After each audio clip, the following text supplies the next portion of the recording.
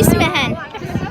بسم الله الرحمن الرحيم. dadkan aad u jeedaan ee arkaysan waxa weeyaan dadkii la laayay shalay toole ee meydkii baan xagga ku aasayna meeshan waa qabuurihii dadka yagii la laayay ma meesha maanta aan soo banaan baxnay maanta waxa weeyaan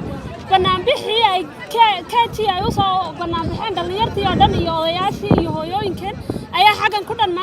maanta waan tiiraanyeysanahay maanta cadow bayna soo weeraray maalin guryaha lagu jiro maaha maanta maxay inaan mid noqono inaan maxay iska celino oramada inaan gacmo wada jirba wax ku gooyaan inaan gacmo wada jirba wax ku gooyaan inaan gacmaha isqabsano inaan oramo meel kasta ay joogtaba oramo down oramo waan naqaanaade inaga wadanka maxay Soomaali ka dhignay inaga Soomaaliga barnay maantana hadii ay garaadkeegii baa noo keenay maantana hadii Soomaaliga inaga dalbartaan oramo sheegtaan wadanka xagaag baan kaga bixinayna oramo injirlay waligeed bay dameeraha guryaha ku xidhan jirtay waligeed bay injir lahayd diracay iyo salmada iyo gogorada markay xidhaan anaga barnay maantana anagii fijaanka wax ku wada cunayna ee walaalo ka dhiganay ee guriga nagu xiga aan soo dhawaysanaynay ayay maxay maanta nagu maadeen oo xoolaha yagii dhaceen oo dadka yagii laayeen oo meedashadii maxay saayin maanta inuu haystaan inna maanta aan xagan xabaalihi dul taagan oo aasayna maanta waxaan leeyahay ninkii dhiig low yuuna meesha joogin tulli aan ka soo jawaabno tulli aan tagno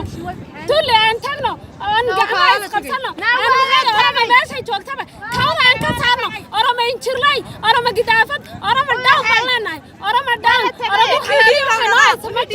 wixii dhiig law waa inuu sidaa u ka sheekeen ismaan wixii dhiig leh waa inuu ka sheekeen Mustafa Cagshar baa shalay noo yimid sharafon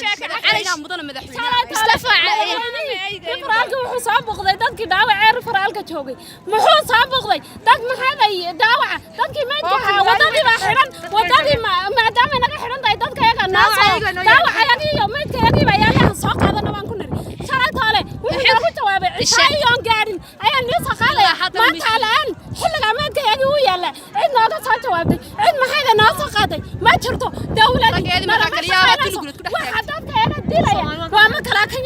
makalaakanyaga laftigiisa noo soo dhaafiyaan leenahay tulli ka waran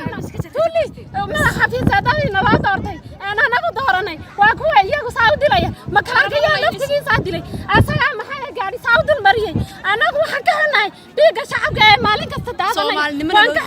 waan ka xunnahay Soomaali hadayna ka xumayn Soomaali hadayna ka xumayn anagu waan ka xunnahay dhiiguna wada dhaqaaqay saawna soo wada dhaqaaqay waan dagaalamana waa shiitamaysaa Soomaali down dadkii af Soomaaliga baray